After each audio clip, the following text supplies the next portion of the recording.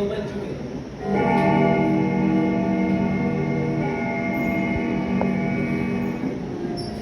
और इस घर में मेरा ये आखिरी दिन। ये बात मैं इतने आसानी से कह जाऊंगा ये मैंने कभी सोचा भी नहीं। पर क्या ये घर की चीजें, ये यादें मुझे खुशियां होने देगी?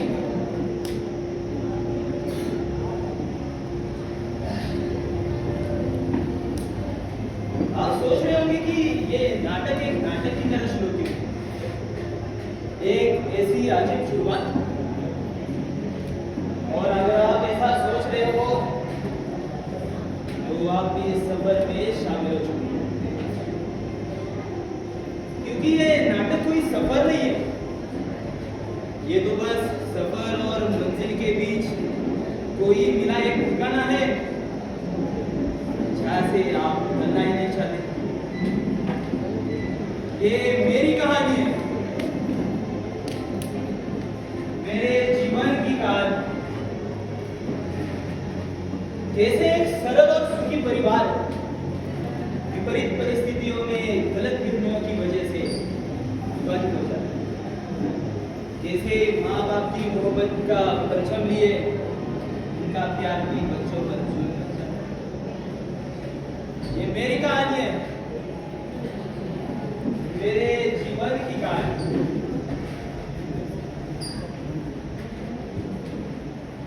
अगर इस हफ्ते ये घर छोड़ने की नोटिस नहीं आई होती तो शायद ये चीजें कुछ अलग होती।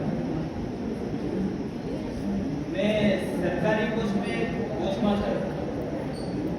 हाँ, मेरी किस्मत काफी अच्छी रही कि मेरे रिटायरमेंट तक यह सरकारी जगह अर्ध सरकारी नहीं। और ये जो घर आप देख रहे हो ना, ये भी मुझे इसी सरकार से मिला है जिसे अब लौटाने का वक्त आ चुका। अब तक मैं अपनी जिंदगी के चक्कर में पड़ गया, जहां मेरी दिमागी बीमारी के कारण हर दोपहर इसी समय इसी घंटी के साथ उस पेटी में रखे खत को मैं पढ़ के समाप्त कर रहा।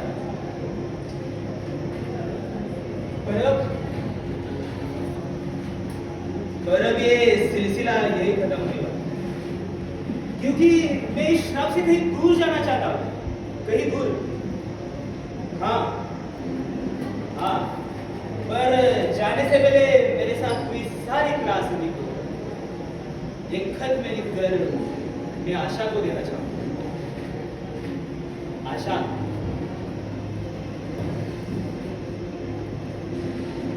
मेरी धर्म बनी।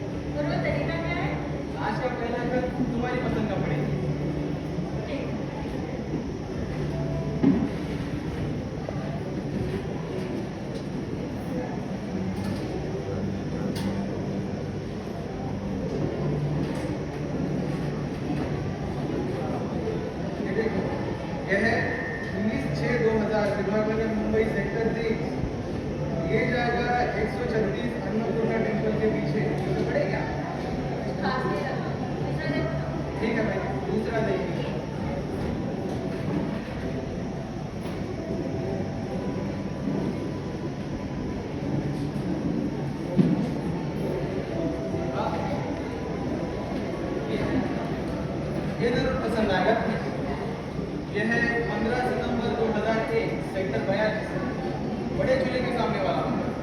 और ये ट्रांसफर होगा 545 गली नंबर 5 बड़े गुलमोहर के सामने वाला बड़ा गुलमोहर कमेंट। आशा तुम्हें याद है जब हम पहली बार मिले थे तो बड़े गुलमोहर के सामने एकदम मिले थे।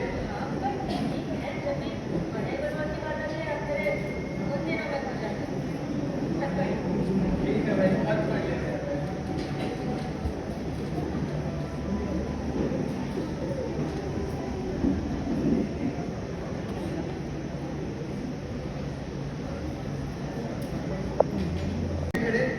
मुसाफिर की तरह होता है जो संदेश को एक तरफ से दूसरी तरफ पहुंचाने का माध्यम होता है।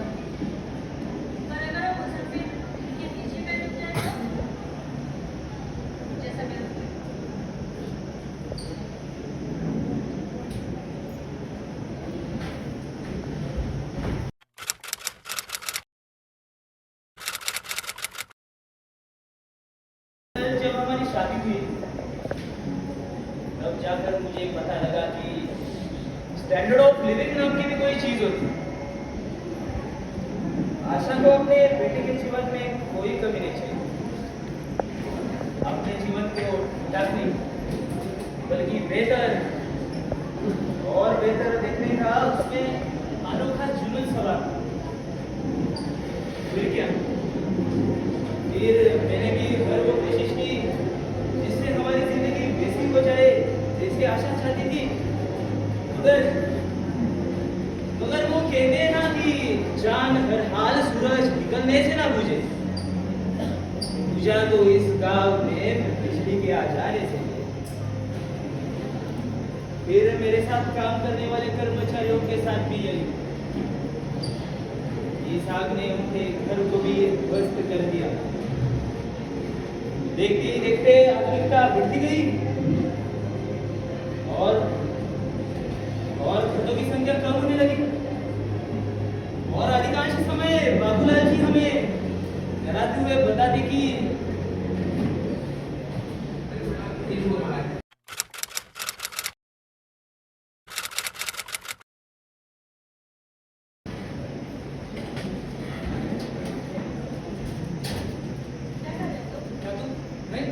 कुछ भी तो नहीं कर रहा हूँ।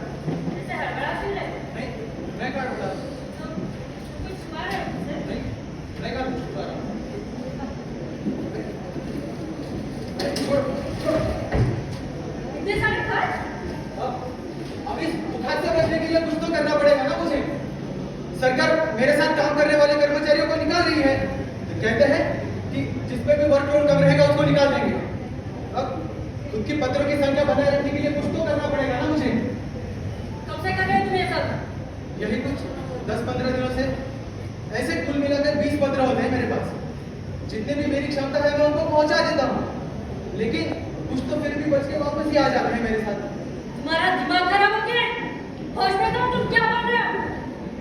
दिन कब साथ में बिछेंगे लेकिन दिन कब आगे हो जाएगी तुम्हें पता भी नहीं चलेगा। आशा, मेरी बात समझने की कोशिश करो। ये सब कुछ मैं तुम्हारी ही तो महत्वाकांक्षा पूरी करने के लिए कर रहा हूँ। मेरी महत्वाकांक्षा? तो तुम्हें लगता है कि इन सब की वजह मेरी महत्वाकांक्षा है? तो मेरे पास एक दूसरा रास्ता है। क्या क्या है वो दूसरा रास्ता? आशा, क्या है?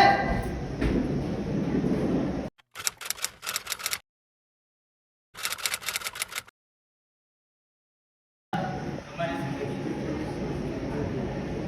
आशा, तुमने गलत नहीं कहा था कि अगर ये घर उन लोगों तक नहीं पहुंचे तो उनके मायने बदल जाएंगे। मैं हर रोज उन घरों के सामने से लौट आया जहां मुझे घर पहुंचा।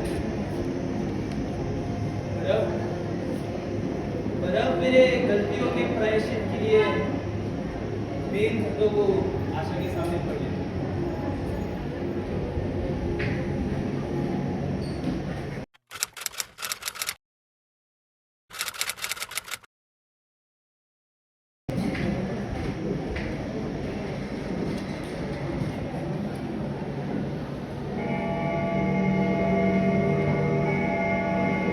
आशा, अरे आशा, थक पड़ने का समय हो गया है।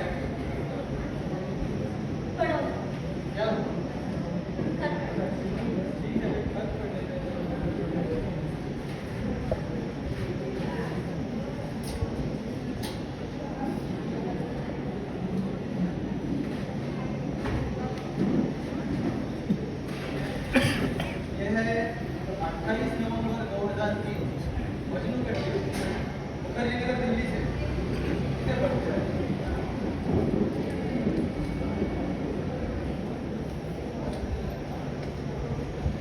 तो लिखा है कि अभिजीत भैया नमस्ते।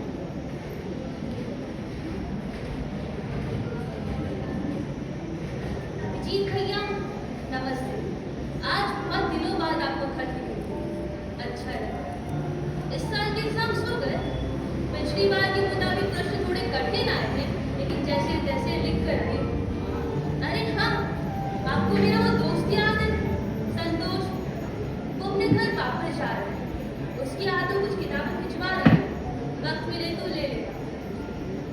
आपको एक बात बता रही हूँ भैया, कितनी अजीब बात है ना। संतोष 2 सालों में थक गया और घर लौट गया। कहता है कि थक गया उस दौड़ने से।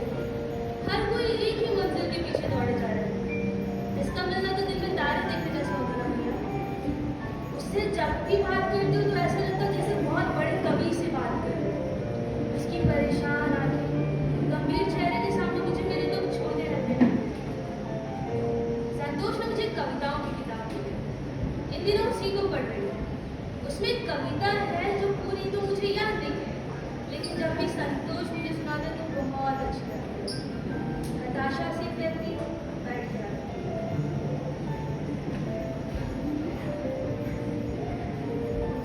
हताशा से एक व्यक्ति बैठ गया। मैं उस व्यक्ति को तो नहीं जानता, लेकिन हताशा को जानता हूं। इसीलिए मैं उसके पास गया, अपना हाथ बढ़ाया। मेरा हाथ पकड़कर वो खड़ा हुआ। वो मुझे नहीं जानता, लेकिन हाथ बढ़ाने को जानता। हम दोनों साथ चले, दोनों एक दूसरे को नहीं जानते, लेकिन साथ चले।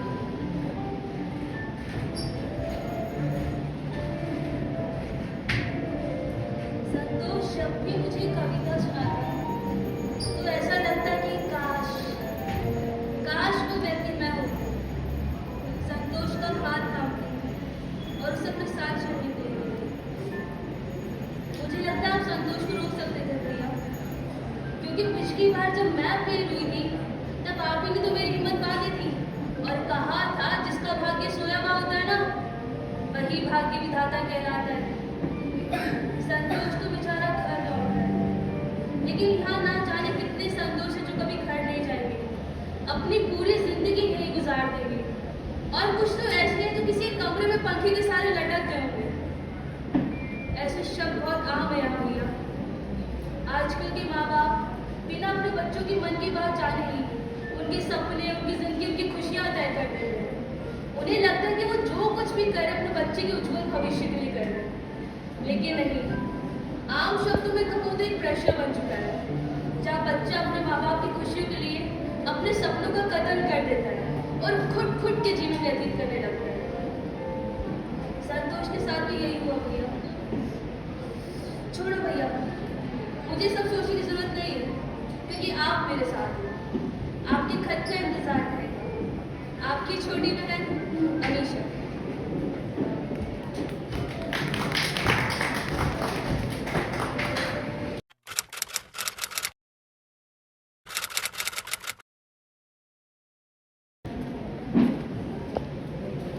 हमेशा की तरह ही व्यापारिक बातें और संबंधों की इज्जत करने वाला।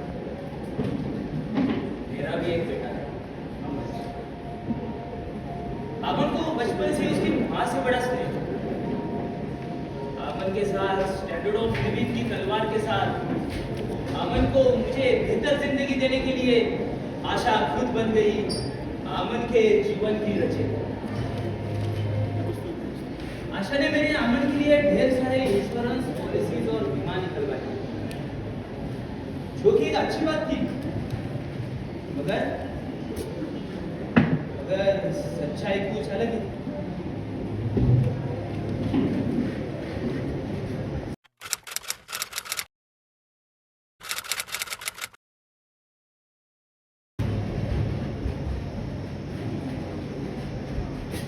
तुमने बिट्टू की वापस किया? हाँ,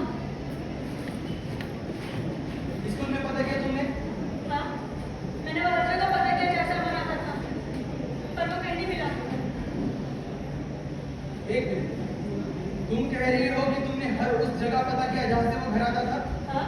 लेकिन मेरी जानकारी में तो उसे लेने और छोड़ने बस आती थी। आशा, तुम कुछ छुपा रही हो मुझसे? नहीं तो आशा, क्या बात है, बताओ मुझे। मैंने कहा ना मुझे नहीं। आशा, मुझे सच बताओ, सच सुनना चाहता हूँ मैं। जयपाल जी, सच आपके बर्दाश्त के बाहर हो जाएगा। क्या किया तुमने मेरे बेटे के साथ? वो मेरा भी बेटा है। उसको बात समझने की कोशिश क्यों नहीं कर रहे? अमन को एक बेहतर जीवन देने के लिए जिस चीज की आवश्यकता है, वो है पैसा। है आपके पास? अमन को मैंने बोर्डिंग भेज दिया है, जिसके लिए एक छोटा सा झूठ बना है बस। कैसा झूठ? आप बात को समझते क्यों नहीं? अमन के माता पिता होने के नाते एक छोटा सा झूठ तो बोल ही सकते हैं ना आप? देखो, आप तो जानते हैं मैंने अमन के लिए कितने सारे इंश्योरेंस, कितनी सारी पॉलिसीज कर रखी है। अब बस पुलिस वाले या कोई जांच करने वाले आएंगे तो हमें बस इतना बोलना है कि हमारा अमन खो गया है। क्या? ये क्या कह रही हो तुम? अरे तुम जैसी माँ मैंने आज तक नहीं देखी। आने दो उन पुलिस वालों को, मैं खुद उन्हें बता दूंगा कि तुमने ही अपने बच्चे को छुपाया है। ठीक है, चाहिए बोल दीजिए, पर याद रखना फिर मैं भी सच बोलूंगी कि आप खतों की चोरी करते हो।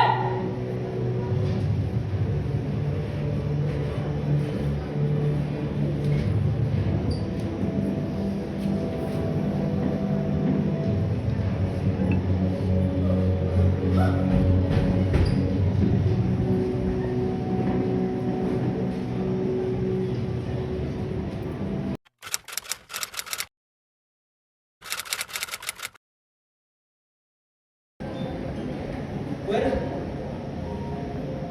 पर उसने ऐसे क्यों किया? काश काश आशा ने ऐसे किया नहीं होता। काश इसके बजाय आशा ने मेरे दिमागी हालत को सुधारा होता। काश आशा को पैसे का मोह न हुआ होता, तो आज मेरा बेटा अमन मेरे साथ होता, मेरा कुटुंब बाधित नहीं होता। मेरी आशा को कोई तो एक दुख था, कोई तो दुख था जो उसे लगातार अंदर से खोखला कर रहा था। शायद मेरी बिगड़ी आर्थिक स्थिति, अब फिर ये मेरी खतों की चोरी, और एक दिन आशा अचानक मुझे हार्ट अटैक के कारण छोड़ के चली गई।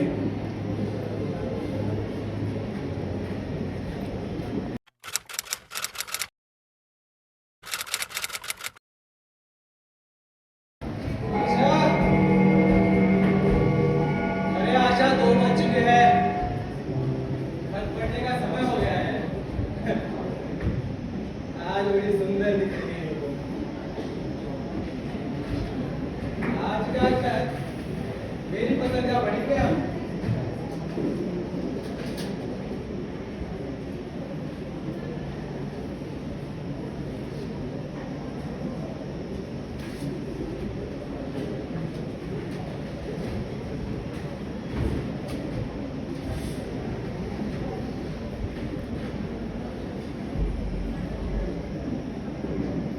आशा,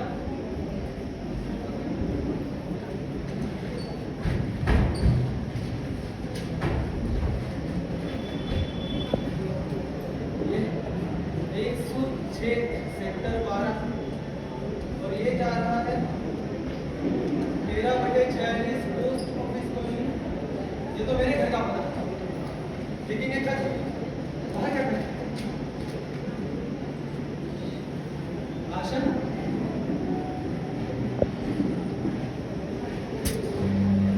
आशा, मुझे माफ करना, मैंने बहुत समय से तुम्हारे खतों के जवाब नहीं दिए। बात ऐसी है कि 1 महीने से ज्यादा हो गया है और संतोष है कि वापस जाने का नाम ही नहीं ले रहा है। मैंने उसे समझाने की बहुत कोशिश की, मगर वो आगे की पढ़ाई के लिए तैयार ही नहीं है। वो हर बार मुझसे यही सवाल पूछता है कि क्या मैं घर वापस लौट सकता हूँ, और मैं हर बार उसे यही जवाब दे देती हूँ कि अब यही तुम्हारा घर है और जी, तुमने जो कुछ भी किया अपने अमन के भविष्य के लिए किया, अपने संतोष के भविष्य के लिए किया। मगर आशा, क्या तुम्हें सच में ही लगता है कि तुमने जो कुछ भी किया वो सही किया? तुम्हारी महत्वाकांक्षाएं और अमन को अच्छी जिंदगी देने की जितने देख रही हो, ये क्या कर दिया है? मैंने तुम्हारी बहन होने के नाते और इंश्योरेंस के पैसे के लालच में आकर ये कदम उठा लिया। लेकिन अगर मुझे पता होता कि उसका परिणाम ये होगा तो मैं कभी ना करती। मैंने उसे बहलाने की बहुत कोशिश की, मगर उसे अपनी पिछली जिंदगी रह कर याद आती रहती थी। तो मैंने उसका नाम बदला, उसकी पढ़ाई बदली, यहाँ तक कि उसे पढ़ाई के लिए दूसरे शहर भी भेज दिया।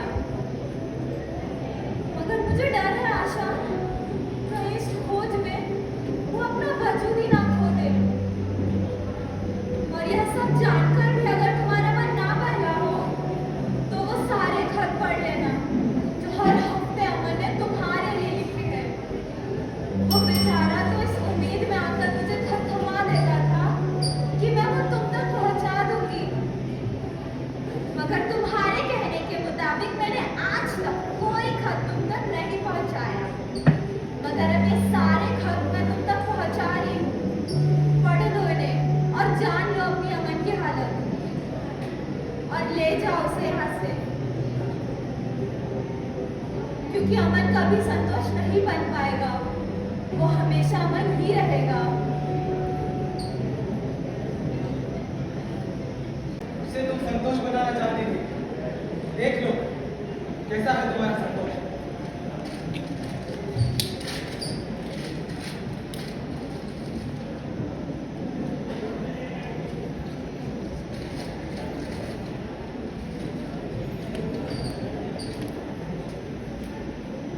माँ,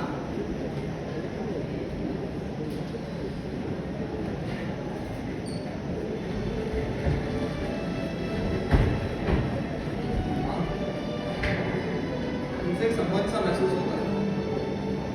जब कहीं भी बैठा रहता हूँ, बैठे बैठे उन दिनों को याद करता हूँ जब आपके साथ उस घर में रहा करता था। पिताजी अपने बस्ते से कई सारे खुद निकालते थे और मैं उन कदों से एरोप्लेन बनाया करता था। माँ, माँ मुझसे कोई गलती हुई है क्या? क्यों मुझे मुझसे दूर कर दिया माँ से? मुझसे कोई गलती हुई है तो मुझे माफ कर देना, मुझे वापस बुला लो माँ। पिताजी को आपको मेरी याद नहीं आती क्या? मुझसे मेरा बचपन क्यों छीन डाला माँ? माँ मुझे वापस बुला लो माँ। माँ प्लीज मुझे वापस बुला लो, मैं नहीं रह सकता माँ, प्लीज।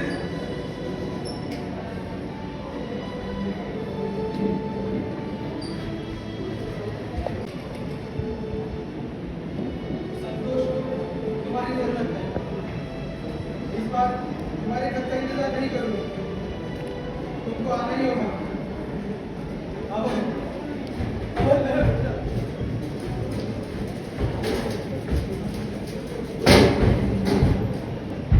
पापा, मैं आपके घर पे सोना चाहता हूँ पापा।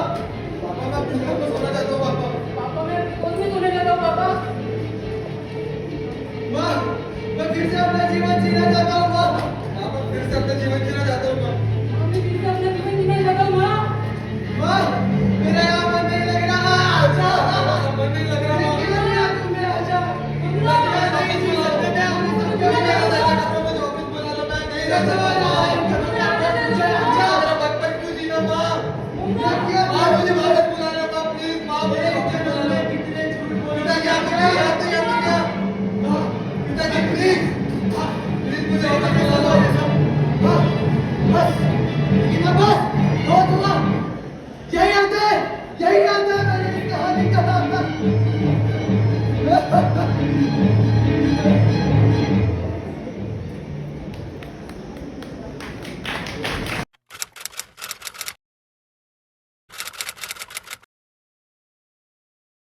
सारी घटनाओं को लेकर पुलिस के पास चला गया।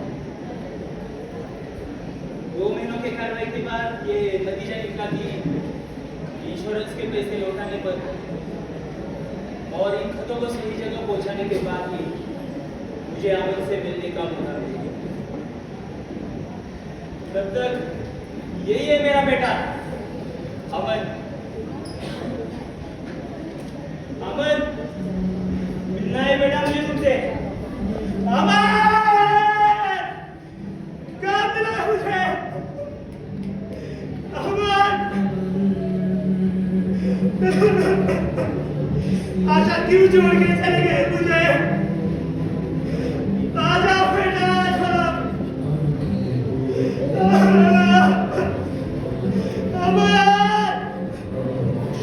अमन, अमन, अमन,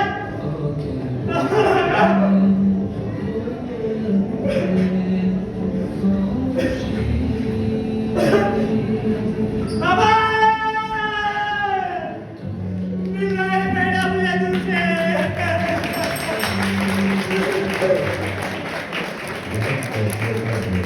जीवन भर उठाए, साथियों के दबाव में राह से धर्माए, और उम्मीदों के खातिर बचपन खोया, दौड़ में शामिल मासूमियत को धोया।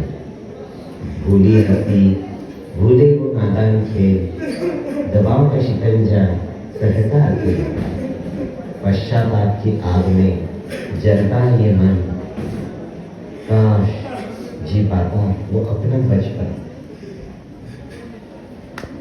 गलत फैसलों का बोझ जीवन भर उठाए, साथियों के दबाव में राह से भरमाए, करियर और उम्मीदों के खातिर बचपन खोया, दौड़ में शामिल मासूमियत को धोया। भूली हंसी, भूले वो नादान खेल, दबाव का शिकंजा सहता अकेला। पश्चाताप की आग में जलता ये मन, काश जी पाता वो अपना बचपन।